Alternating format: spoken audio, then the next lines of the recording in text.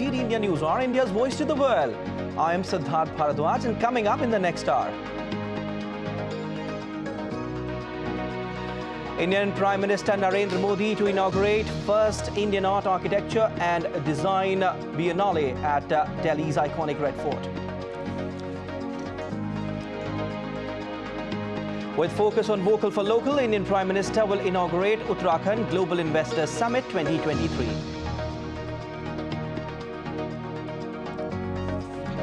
Israel agrees to open Kerem Shalom crossing only for screening and inspection. UNHCR sees promising signs on opening of new crossing to Gaza.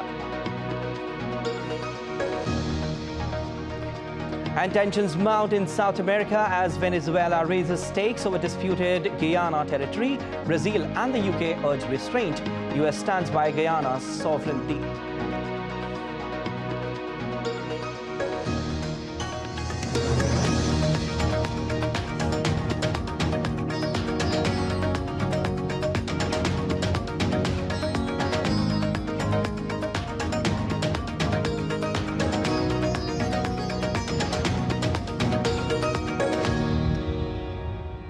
India will be hosting the first edition of Art, Architecture and Design Biennale 2023. Prime Minister Narendra Modi will inaugurate the event in Delhi, which will see thousands of participants from across the country descend to the Red Fort to witness the confluence of art and architecture.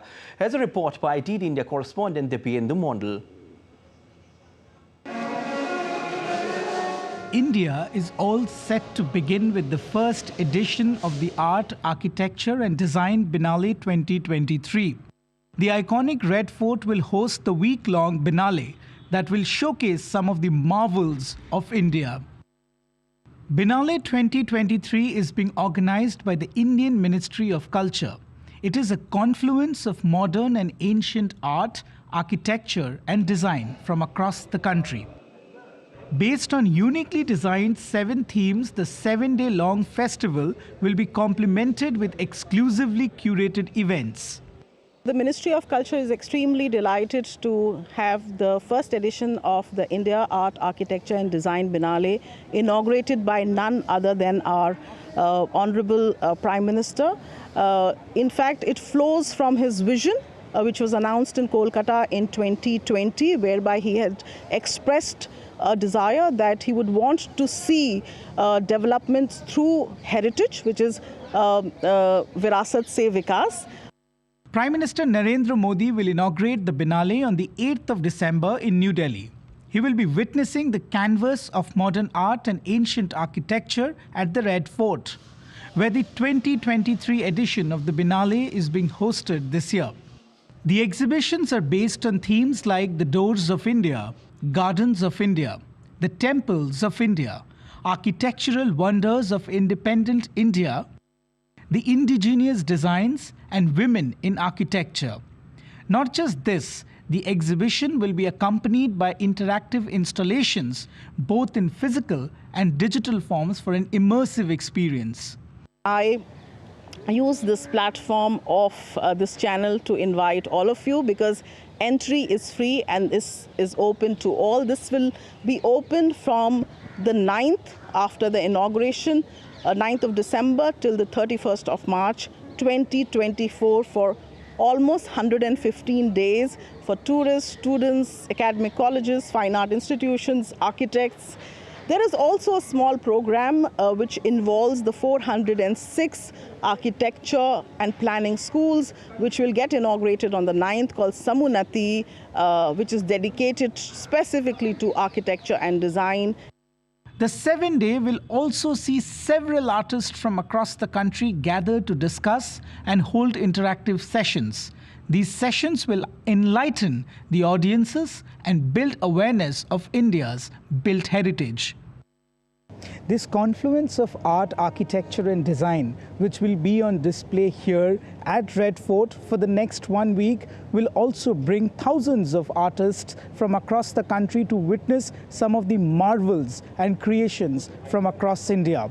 This Biennale, the first edition, will also give an opportunity for many budding artists to pursue their dreams. With camera person Manmohan, this is Biennale Mondal from New Delhi for DD India. Vocal for local and then to global is the vision of Indian Prime Minister. At the Global Investors Meet in the Indian city of Dehradun, PM Modi will launch House of Himalayas, an umbrella body that would showcase the Himalayan products to the world made by rural women. DD India correspondent Vishal Barristow caught up with the Secretary of Rural Development from the state of Uttarakhand. I am here at the International Uttarakhand Summit and I have with me Secretary R&D and we are talking about House of Himalayas. What is it? Let's find out. What is House of Himalayas? So House of Himalayas is going to be the umbrella brand for the state of Uttarakhand, under which all the products, farm and non-farm, made by the self-help women group. So all of these women who reside in the Himalayan rural belt, they make these products and we want to take these products to the international market, and that we would do through this brand of House of Himalayas. If you talk about brands, what are the number of brands and how much attractive are they for the international buyers? Yes, so currently we have a number of brands that are run by various departments, and we were doing a lot of products under those brands. Now the initiative is to have one brand and one platform so that we could easily package, market and have them promoted at the international level. Why this name House of Himalayas? Yes, so we belong to the state of Uttarakhand, which is a state which is adorned by the Himalayas, and Himalayas as a word has a lot of international recognition and recall. And we also want to emphasize that these products are made in the houses. Himalaya ke jo gharon mein products bante hain. So that is the whole concept, because they are made by our rural women. So therefore products made in the houses of the Himalayas. Therefore we decided on this name. One last question. Prime Minister has been very vocal about vocal for local and now local to global. Yes. So if we take our product to the international buyer, in what way will it help the village woman? Yes, in fact, we have been inspired by Honorable Prime Minister's mantra of vocal for local and local to global. So we wanted to take our products to the global market, and with this, when we improve the quality, the marketing and the packaging, we will get premium for our products. So if we are selling something at ₹100, we would be able to sell it at a higher price. And this amount would be straight given to our rural women. So the whole idea of Prime Minister's vision of making Lakpati Didis, he wants to make these rural women Lakpati as soon as possible. So the whole idea is to empower them and their livelihoods. So there you heard the Secretary. The vision is very clear, and that is to empower women and especially village women folk. With cameraman Alok Gupta in Dehradun, this is Vishal Barristow for DD India. All right, DD India correspondent Vishal Barristow joins us for more from Dehradun. Vishal, now could you please provide more details on the House of Himalayas initiative and its objectives in showcasing Himalayan products globally?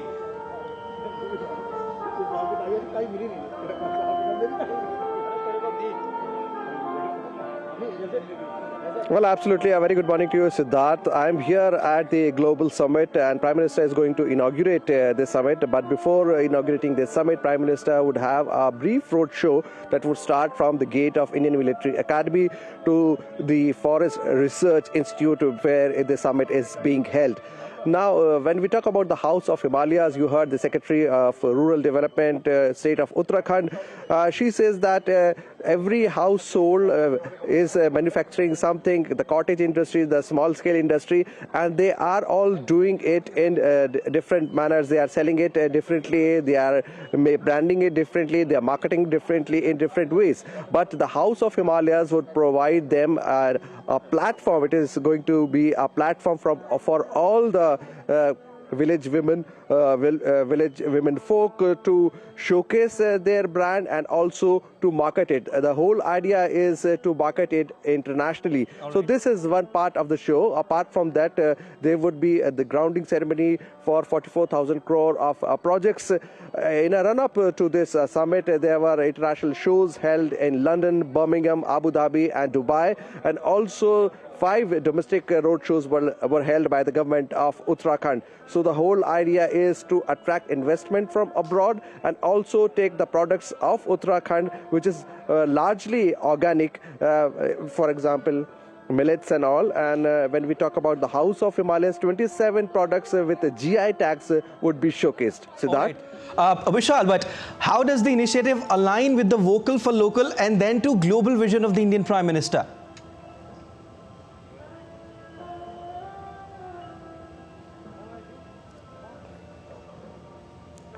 Well, when we take our products to the international market, and when we have a platform which is called the House of Himalayas, it itself attracts a lot, because Himalayas, we all know, is world famous. And when we attach the name of House of Himalayas, then it would definitely attract foreign buyers, and a lot of industrialists and foreign multinational companies would be attending the event here. So when the Prime Minister is going to inaugurate this umbrella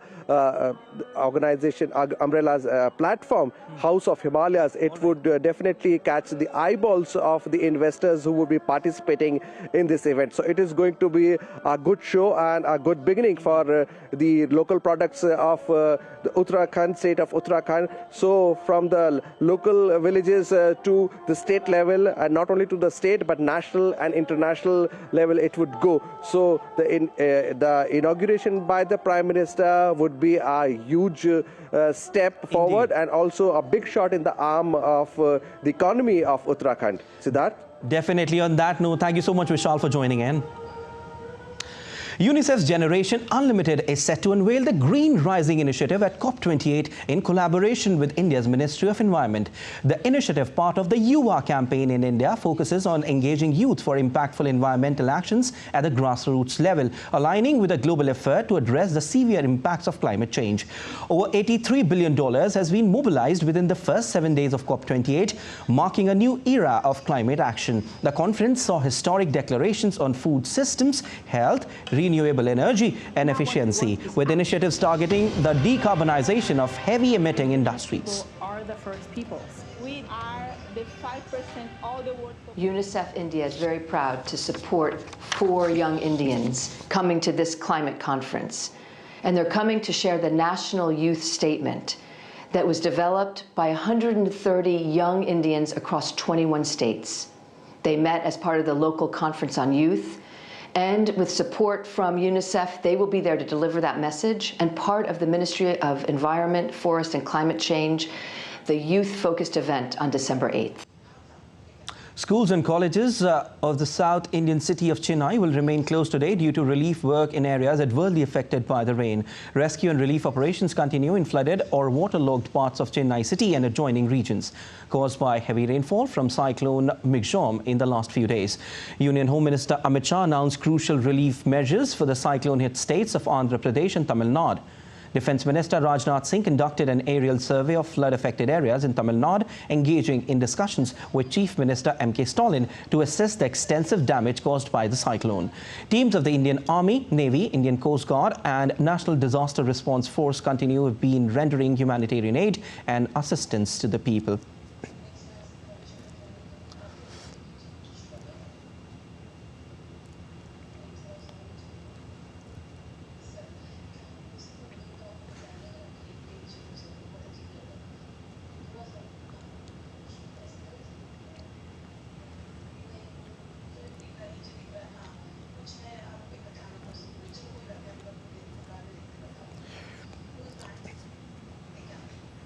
All right, and DD India correspondent Ravi Shankar joins me for more details on this.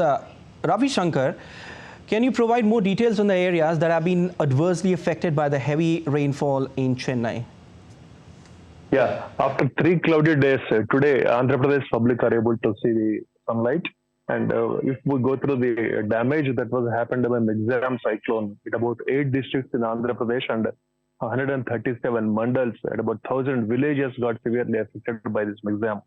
And at about 20,000 victims were served by the state and central government teams with food and all, as they have been moved to these rehabilitation centers.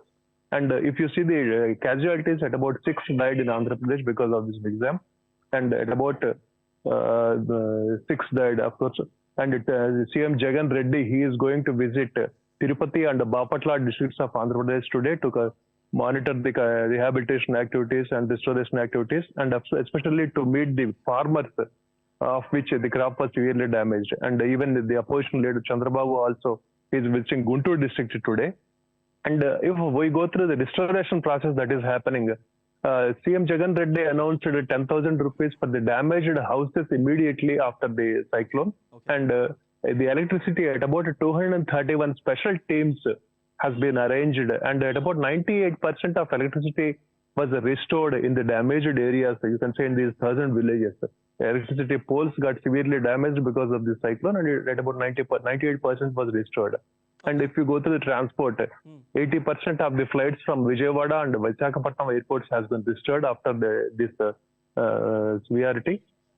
And regarding agriculture, at about 1.14 crores acres has been comes under insurance by central and state government in Andhra Pradesh. If you go through these 1.14 crores of acres, at about 230 special teams has been arranged to monitor the crop situation in these 11 districts for these 3 days. And state government announced 80% of subsidy on seeds for further crops. Right. And paddy procurement, it has been speeded up, geared up, and the government assured 100% buyback to paddy also, especially NRUGS workers. Thank you, Ravi Shankar. Thanks for your analysis.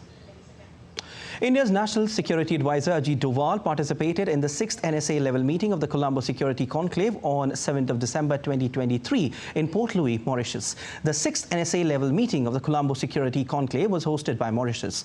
The National Security Advisors of member countries participated along with senior delegates from Bangladesh and Seychelles. Member states reviewed the progress of the decisions taken at the 5th NSA level meeting and agreed on a roadmap of activities for 2024. Member states reiterated the role and responsibility of the CSE in ensuring the safety, security and stability of the Indian Ocean region from traditional, non-traditional and emerging hybrid challenges. During his visit to Mauritius, NSA Ajit Doval also called on Prime Minister of the Republic of Mauritius, Pravind Kumar Jugnauth. And let's take a look at other stories making news. Indian Railway Minister officially revealed India's inaugural bullet train terminal in a video showcasing bullet train terminal at Sabarmati Multimodal Transport Hub in Ahmedabad. The fancy terminal, designed with cutting-edge features, is all set to welcome passengers who want to ride India's first bullet train. Indian Prime Minister Narendra Modi has issued a powerful call to the youth of the nation, urging them to unite during this Amrit Kal and take on the role of Viksit Bharat ambassadors. PM urged that this is an ideal way to combine our strengths, spread the development agenda and utilize our energies to fulfill our mission to make India a developed nation. Ram Temple's wooden replica in India's Uttar Pradesh continues to attract devotees in Ayodhya. The Pran Pratishtha ceremony at Ayodhya's Ram Temple will be held on January 22, 2024. A musical rap titled Badalta Kashmir by Kashmiri youth has been created to show the extent of development of Indian Kashmiris at the present time.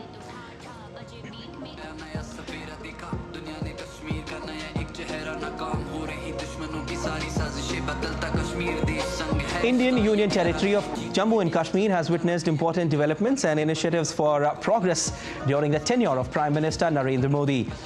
The key developments include economic development, security issues, political dialogue, and in terms of tourism and culture promotion.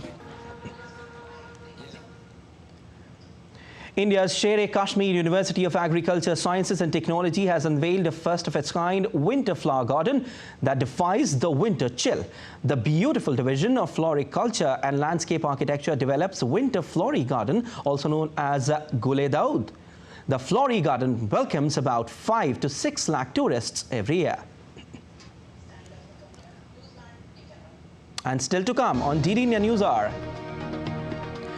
Republican majority US House takes step toward vote on Biden impeachment inquiry. Donald Trump returns to New York courtroom as fraud trial nears its end. And UK Minister David Cameron urges politicians in the United States to approve a fresh package of military aid for Ukraine.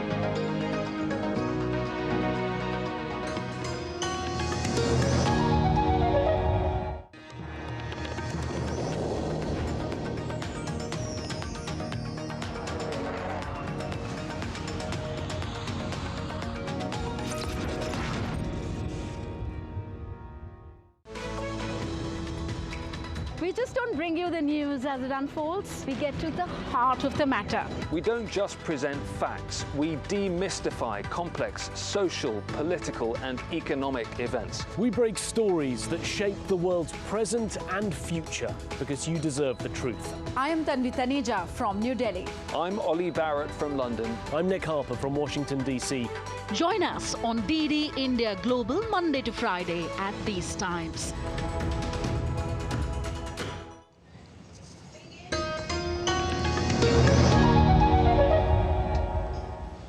You're watching DD India News Hour. I'm Siddharth Bharadwaj. Israel has agreed to open Kerem Shalom crossings for inspections and screening. United Nations said that Kerem Shalom crossing is going to help speed up delivery of humanitarian supplies into Gaza. A senior US official said that Washington has been negotiating with the Israelis on the issue for weeks now. Aid currently being allowed into Gaza comes only through the Rafah crossing on the Egyptian border, which was designed for pedestrian crossings and not trucks. The Kerem Shalom crossings was used to carry more than 60% of the truckloads going into Gaza before the conflict. The United States said it has not given Israel a firm deadline to end major combat operations against Hamas in the Gaza Strip. A White House National Security aide, John Feiner, said that there are many legitimate military targets remaining in South Gaza. US President Joe Biden spoke separately by phone with Israeli Prime Minister Benjamin Netanyahu and Jordan's King Abdullah. Biden emphasized the critical need to protect civilians. U.S. Secretary of State Antony Blinken said Washington talks to Israel on a regular basis about civilian protection. We continue to recognize the extraordinary difficulty of this task, as Israel is dealing with a terrorist adversary that intentionally embeds itself with civilians. But again, Israel has an obligation to do everything possible to put a premium on protecting civilians and maximizing humanitarian assistance. This is something that we're talking about with the Israelis on a regular basis, including as recently as today, and including in the President's conversation with Prime Minister Netanyahu earlier today. The United Arab Emirates has asked for the UN Security Council to vote on a draft resolution that demands an immediate humanitarian ceasefire in the conflict between Israel and Hamas terrorists. To be adopted, a resolution needs at least 9 votes in favor and no vetoes by the 5 permanent members, and these are the United States, Russia, China, France and Britain. The US has said it does not support any further action by the Council at this time. The United States abstained last month to allow the Security Council to adopt a resolution calling for pauses in fighting. The UN Security Council is set to meet on Friday to debate and then vote on this latest draft resolution by the UAE. But there might be some pushback, especially from the US as a permanent member who also holds veto powers. Speaking to reporters here at the UN in New York, the Deputy US UN Ambassador Robert Hood said that the US does not support any further action by the Security Council at this time. This said the diplomatic stakes are high for the US should it veto this ceasefire resolution. Calls are mounting for urgent action, with the EU saying that the UN must act immediately to prevent a full collapse of the humanitarian situation, while the WHO has warned that Gaza's health system was near total collapse. In a rare move on Wednesday, Secretary General Antonio Guterres formally warned the Security Council of a global threat from the Gaza war. He invoked Article 99, which allows the Secretary General to bring to the attention of the Security Council any matter which in his opinion may threaten the maintenance of international peace and security. While the Arab countries support this move by the Secretary General, the Israeli ambassador to the UN has once again lambasted Antonio Guterres. He says that the Secretary General has reached a new moral low and has once again called on him to resign. The UAE's draft resolution has been sent to Council members ahead of Friday's vote. To be adopted, a resolution needs at least 9 votes in favour and no vetoes from any of the permanent 5 members. Friday's Security Council meeting will be a defining one as the UN's humanitarian chief continues to sound the alarm bell. He has told journalists that the UN's humanitarian plan to protect civilians in Gaza is in tatters and there is no place that's safe anymore. Jody Jacobs at the United Nations in New York, reporting for DD India. Moving on, tension mounts in the South American continent. Conflict intensifies between Guyana and Venezuela as Venezuela's president raised the stakes in his country's border dispute with the neighbor. Nicolas Maduro ordered state companies to exploit contested oil and mineral deposits and redrawing official maps after claiming an overwhelming mandate in a referendum last Sunday. The long-running spat over the oil-rich Essequibo region, which is being heard by the International Court of Justice, escalated over the weekend when voters in Venezuela rejected the ICJ's jurisdiction and backed the creation of a new Venezuelan state. Maduro's bellicose speeches have alarmed Guyana and sparked fears that Venezuela might use force to seize the remote Essequibo area, which accounts for 2/3 of its neighbor's territory, as well as a big offshore oil field operated by US oil major ExxonMobil. Guyana's President Irfan Ali earlier this week had said that country's defense force was on high alert and promised to refer the matter to UN Security Council. He said Venezuela has clearly declared itself an outlaw nation.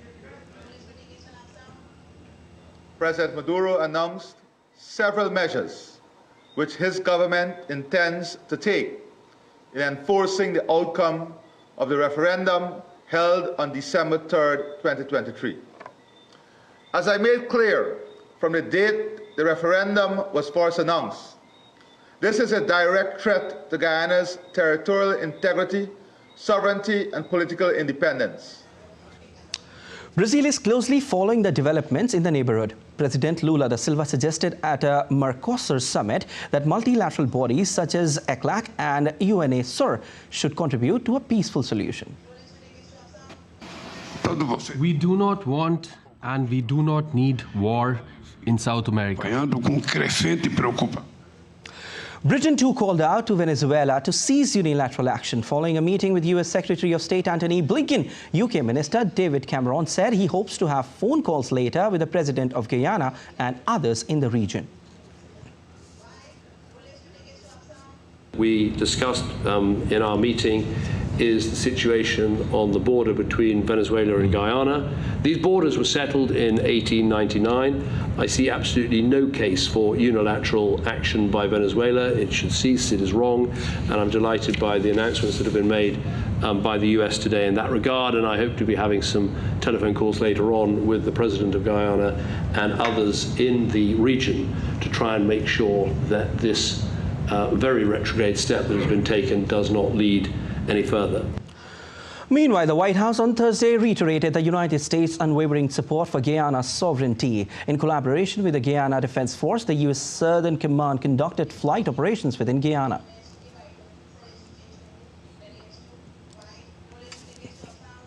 We obviously support the peaceful resolution of the border dispute between Venezuela and Guyana. And we absolutely stand by our unwavering support for Guyana's sovereignty. The 1899 arbitral award that determined the land boundary between those two countries should be respected unless or until the parties themselves reach a new agreement or a competent legal body decides otherwise, and that hadn't happened. So we're going to urge Venezuela and Guyana to continue to seek a peaceful resolution of this dispute, including by the International Court of Justice. While the U.S. House of Representatives took a step towards an impeachment probe into President Joe Biden on Thursday, they accuse him of taking advantage of the position when he was vice president to benefit his family and say the Department of Justice interfered in a probe on his son, Hunter. Caroline Malone reports for DD India from Washington. 3 US presidents have been impeached by the House in the country's history, including former President Donald Trump. Now the House Republicans want to move forward to formally investigate the current leader, Joe Biden. Well, the former House Speaker, Kevin McCarthy, actually opened an inquiry on September 12th after months of congressional investigations. That's the first formal step in the process. Then there's a procedural step that happened Thursday, where the House introduced a 14-page resolution that allows them to go on to then vote on authorising the probe. As for when that could happen, it could happen as early as next week. Since September, the House Oversight Committee has had one public hearing. They've interviewed several officials. They've issued subpoenas for Biden's family financial records and for testimony from family members, including Biden's son Hunter. Next week, on Wednesday, December the 13th, the House Committee have called for Hunter to appear in a closed-door session to give testimony. His lawyers say he will appear if it's a public hearing, but not behind closed doors, as there's a risk of them not accurately portraying what he's actually said. The House Committee has threatened to hold him in contempt of Congress if he doesn't appear.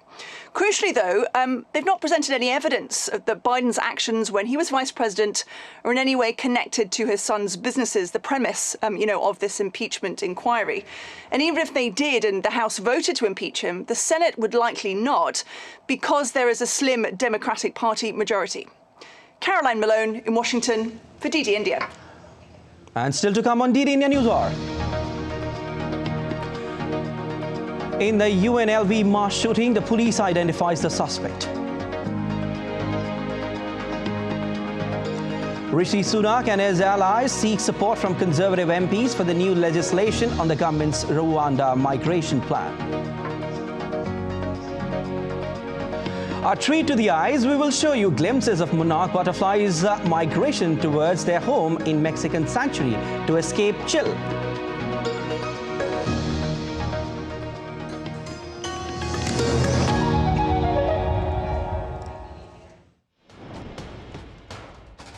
Wherever news breaks, whatever it takes. Connecting corners, cutting across continents. Stories that matter from across the globe. Accurate, authentic journalism that serves you right. From politics to glamour, from sports to world affairs, with a fusion of aesthetics and substance. Introducing news in a new avatar. Experience the world through a new lens. Stay tuned to DD India for an exciting journey beyond borders.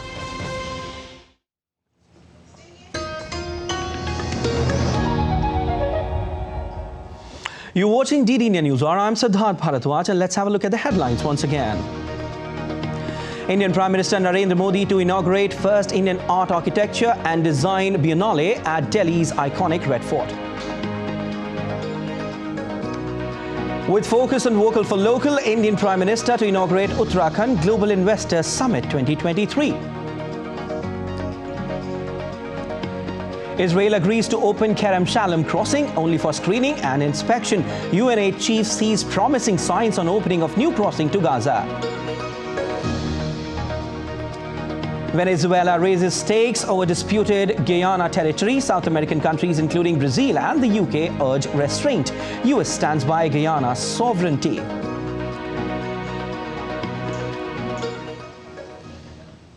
Russian forces relied heavily on aerial attacks on Thursday to win control of eastern Ukraine and resorted to new smaller attack groups in pressing to capture Avdiivka. Ukrainian military spokesperson said Russian losses were mounting sharply in terms of both men and equipment in south. Ukraine claimed its forces had rebuffed 15 attacks in Avdiivka and nearby villages. Since Russia launched its full-scale invasion of Ukraine in February 2022, Kyiv's forces have recaptured a swathe of occupied territory in a light push through the northeast a year ago. But they have made only marginal gains in a counter-offensive launched in the east and south in June. Ukraine's Jewish community lit up a menorah on Kyiv's Maidan Square Hanuka holiday on Thursday. The British and Austrian ambassadors to Ukraine attended the ceremony and symbolically lit up the first two candles. It also handed out sweets, buns on the occasion, commemorating on ancient Jewish poetry. Hanukkah is a family festival lasting 8 nights and featuring candle lights and frying of foods in oil.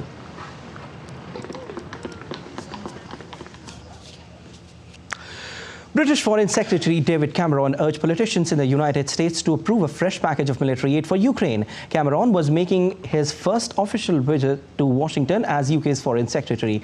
US President Joe Biden has pleaded with Republicans for a fresh infusion of military aid for Ukraine, warning that a victory for Russia over Kyiv would leave Moscow in position to attack NATO allies and could draw US troops into a war. However, Senate Republicans on Wednesday blocked Democratic-backed legislation that would have provided billions of dollars in new security assistance for Ukraine, saying they wanted to press their point about the importance of tighter border policy. I'm not worried about the strength and unity and consensus and bravery of the Ukrainian people. I've been there, I've seen it for myself. I'm worried that we're not going to do what we need to do. Add up the economies of the countries that are on the side of Ukraine. We outmatch Russia by 30 to 1 in terms of the size of our economies, the size of our GDPs. We've just got to make that size count. And we've got to make sure we give them the weapons, the economic support, the moral support, the diplomatic support, but crucially that military support that can make a difference. White House press secretary said on Thursday Republicans are playing chicken with U.S. national security. U.S. Senate leaders vowed on Thursday to keep pushing for new security aid to Ukraine, but faced uncertainty about doing it quickly after Republicans blocked a sweeping foreign security assistance bill. Senate Republicans voted unanimously on Wednesday to block the emergency spending bill to provide $110.5 billion in funds for Ukraine, Israel and other security needs to press their demands for more control of immigration via the U.S. border with Mexico. The result, which had been expected, threatened Democratic President Joe Biden's efforts to provide new aid before the end of 2023. Right? It's stunning that we have gotten to this point, and that Republicans in Congress willing to give Putin a gift, the greatest gift that Putin could hope for. That's what we're seeing. And so they are playing chicken with our national security. That's what we're seeing here, and history will remember them harshly. And so as it relates to outreach, we've been very clear that we have had those discussions with them on a regular basis, and that but the path forward is very clear. The White House National Security spokesman John Kirby said U.S. continues to watch the burgeoning defense relationship between Iran and Russia as Iran continues to provide drones to Russia on Wednesday.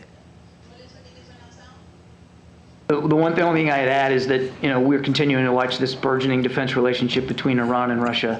That's worrisome because Iran continues to provide drones to Mr. Putin, who uses those drones to attack energy infrastructure and kill innocent Ukrainians. And what the Iranians are expecting in return is a measure of defense industrial support as well. And an Iran that has more advanced capabilities and availability to get their hands on Russian weapons, that's not an Iran that's healthy for the security environment in the Middle East. Russia has set the date for next presidential election. On the 17th of March 2024, Russians will vote to elect the next president. Incumbent President Vladimir Putin, aged 71, is yet to announce his candidacy. The first-time residents of the parts of Donetsk, Luhansk, Zaporizhzhia and Kherson regions of Ukraine annexed by Russia would also participate in the vote. DD India correspondent Dasha Chernyshova has more from Moscow. Russia has effectively launched the start of the election campaign after the upper house of the Russian parliament set the date for the presidential election for March 17, 2024. Members of the Federation Council of the Federal Assembly voted unanimously on Thursday to approve that date. The incumbent president Vladimir Putin has not yet announced his intention to run again, according to the Kremlin. However, he is widely expected to do so in the coming days.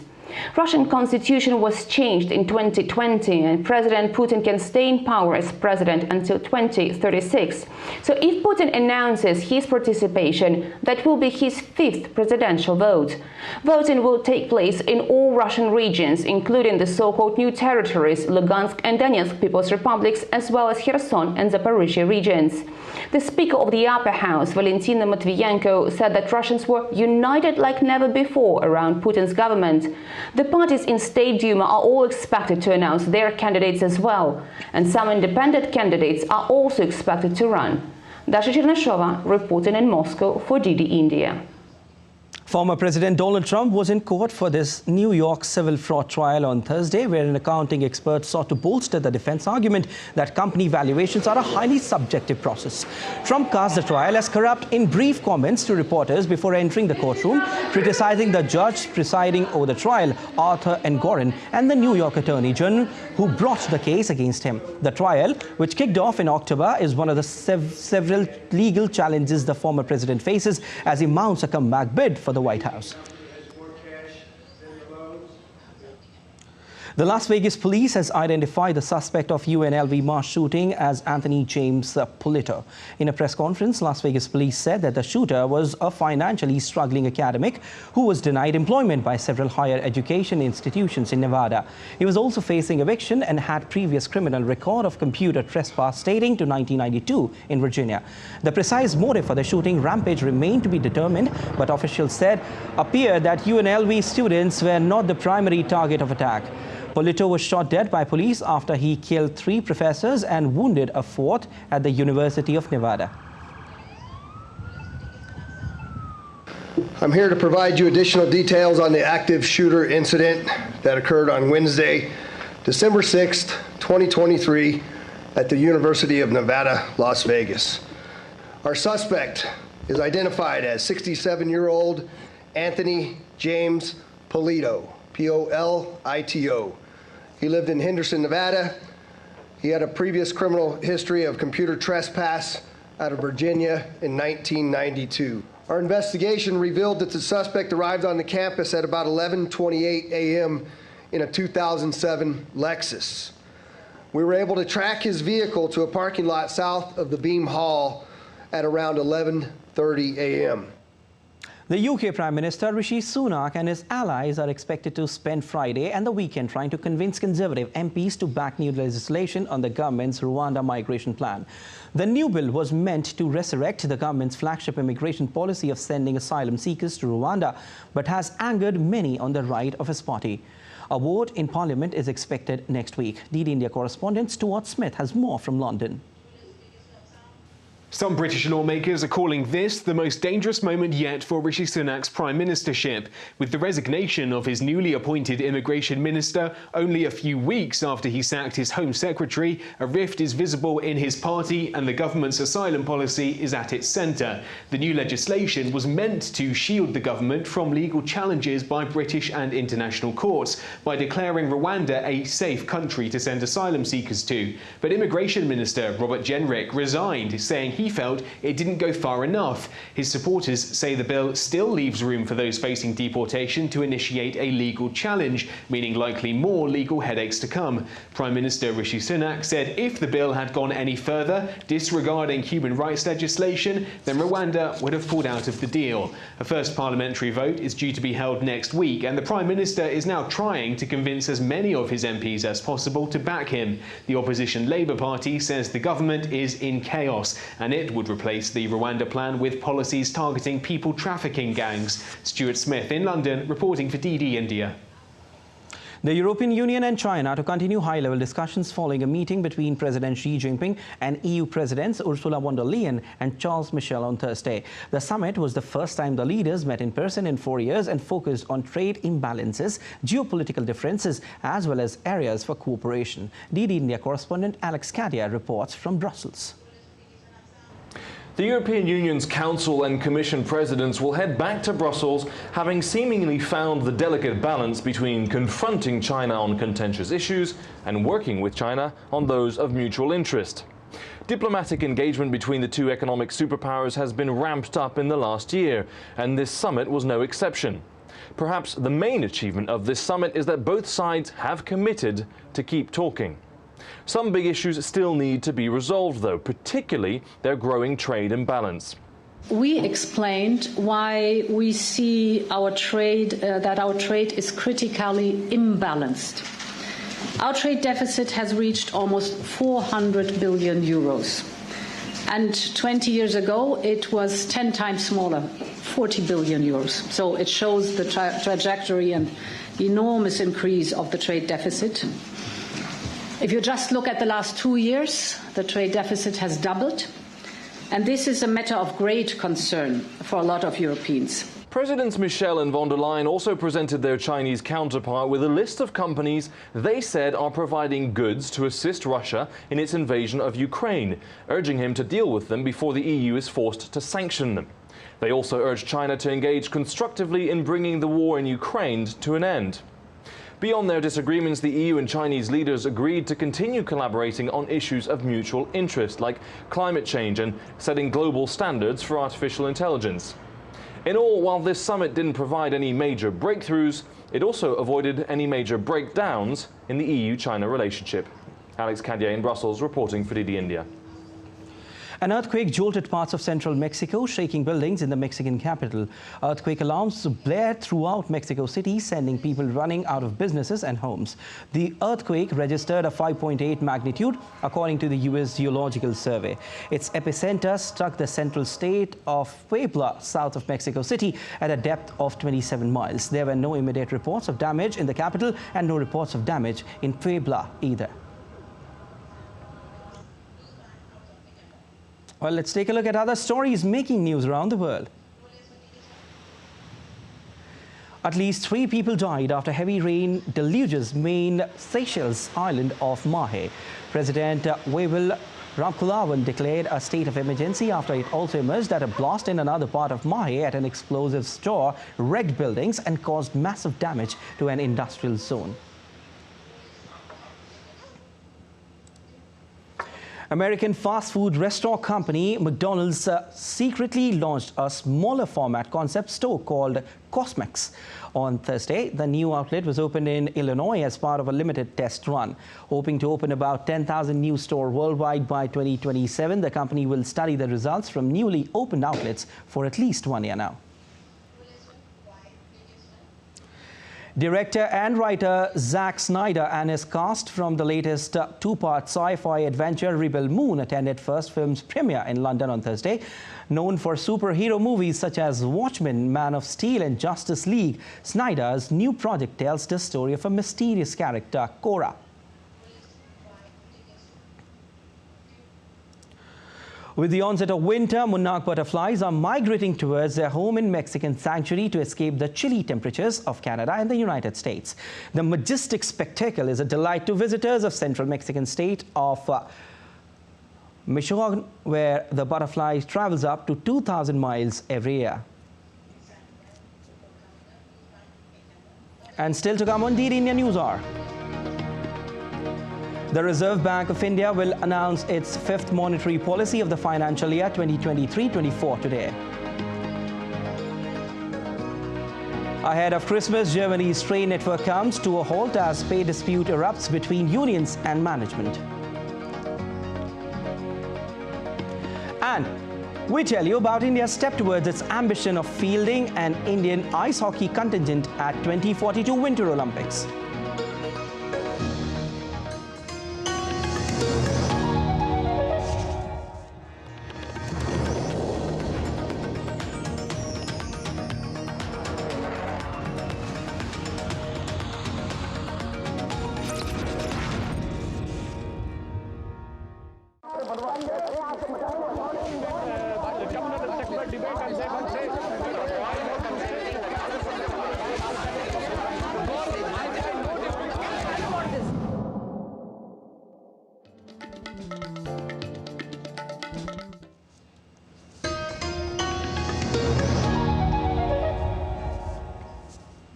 You're watching DD India News Hour. I'm Siddharth Bharadwaj. And the Reserve Bank of India will announce its 5th monetary policy of the financial year 2023-24 at 10 a.m. IST after a 2-day review. The review by the 6-member Monetary Policy Committee led by Governor Shaktikanta Das will likely to indicate the course RBI will adopt in the remainder of the financial year as it seeks to bring inflation under the 4% target amid high food prices. The repo rate is expected to be unchanged at 6.50% with no rate hikes in this fiscal year. The predicted inflation rate for FY24 at 5.4% is likely to remain the same, with only 10% expecting a slight upward revision. Union Minister of Commerce and Industry Piyush Goyal spoke at the 44th annual function of Consumer Electronics and Appliances Manufacturer Association. The theme of the program was Amrit Kal, inclusive growth of Indian ACE industry, and held knowledge sessions on waste manufacturing for ACE industry and more. The minister highlighted India's growth story and urged stakeholders to prioritize the quality of goods and services to enhance global competitiveness. We are today the 5th largest economy in the world, close to becoming a $4 trillion economy. And what a transformation from a fragile 5 economy 10 years ago to a top 5 economy within this period of a decade. It's truly been a journey of transformation, a journey where the nation today is recognized across the world as an important country. More and more countries are clearly looking at doing free trade agreements and looking at greater engagement with business and government in India because they can see the growing influence and importance of India into the future. Germany's train network has come to a halt due to a pay dispute between unions and management that has escalated negatively. The strike comes as heavy snow already paralyzed parts of the network earlier in the week, and just at a time when passenger numbers are expected to pick up ahead of Christmas. Passengers had mixed emotions regarding the action as it affected their travel plans, but also sympathized with the problems of the drivers. DD India correspondent Trent Murray reports from Berlin. Well, it really is a case of deja vu for Deutsche Bahn passengers in many ways. They're growing accustomed to these strikes. This is the 4th major walkout we've seen this year, and just the 2nd time in as many months that train drivers have walked off the job as part of this major pay dispute. And it's once again the travelling public which are bearing the brunt of it. What we know is that the strike officially began at 10 p.m. local time overnight here in Germany, and it's going to last all throughout this Friday and not wrap up until 10 p.m. tonight, again local time. And that means it's really going to hurt that end of the working week travelling commute, which is obviously one of the busiest times on the network. It's going to specifically impact as well the high-speed train network, which connects all of the major cities like Berlin and Hamburg, Frankfurt, Munich, and many others. It will also affect long-distance trains, regional trains, as well as even some metro services in some of those cities and others that I just mentioned. This is all centred on a big pay disagreement. The Train Drivers Union is demanding 3 things really. The first is a big monthly pay boost. The second is a one-off big payment in order to try and deal with record inflation. And the third is probably the most controversial from Deutsche Bahn's perspective. They actually want to have the working week reduced from 38 hours a week to 35 hours a week without any pay cut. So in other words, working less but not getting paid any less. That one is one that Deutsche Bahn says it simply cannot meet, and that is why we expect that going into Christmas there won't be any further strikes. The union is promising not to inflict any more pain on the public before the important Christmas holiday. But what they are saying is that if they cannot get an agreement before January 1 of next year, then they will have an indefinite strike. In other words, to extend this thing beyond just 24 hours, potentially 2, 3, 4 days, maybe even a week, that will really hurt the travelling public. It will probably get politicians involved as well. And so I think what you will see is probably a post-Christmas scramble to try and avoid that in the new year. Trent Murray for DD India, Berlin. And news from the world of sport. India's Sports Minister Anurag Singh Thakur unveiled a roadmap for India's rise in Winter Games. Commissioned by the administration of Ladakh, the blueprint Game Changer is poised to redefine the future of ice hockey and winter sports across India. Ladakh holds the key within its potential to not only nurture local talent, but to also boost winter tourism, creating a win-win for the community and the nation. This will help us to make Ladakh an important international destination for ice hockey in the world, capitulating India on the international stage.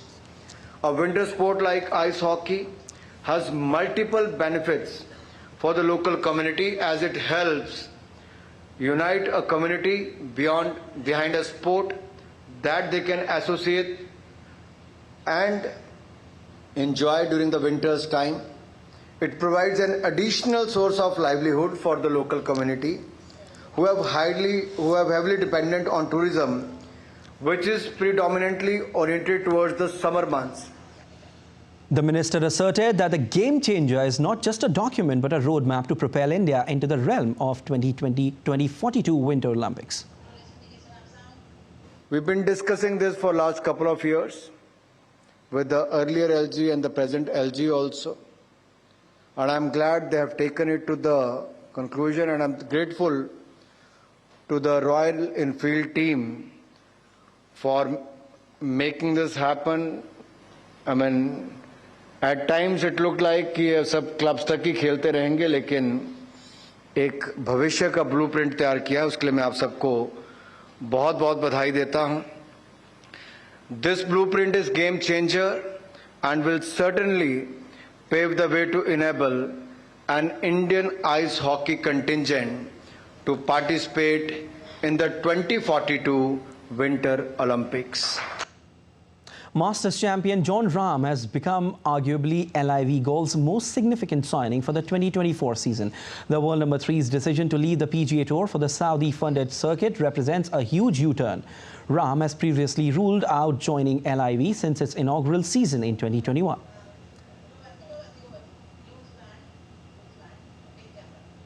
Updates from volleyball now. In the ongoing Men's Volleyball World Cup Championships, Japan's Suntory Sunbirds became the first team to book a semi-final berth. Sunbirds are playing in the prestigious competition for the first time. They saved 4 match points in the third set and then forced a decider to assure themselves 1 point from their second Pool B match and seal their semi-final berth. All right, and that's all for this edition of DD India News Hour. But let us know your thoughts on the news of the day. You can connect with us on Facebook, X, formerly known as Twitter, and Instagram. We'll be back with more news as it's break here on DD India. I'm Siddharth Bharadwaj from all of us here in Delhi. Thanks for watching DD India News Hour.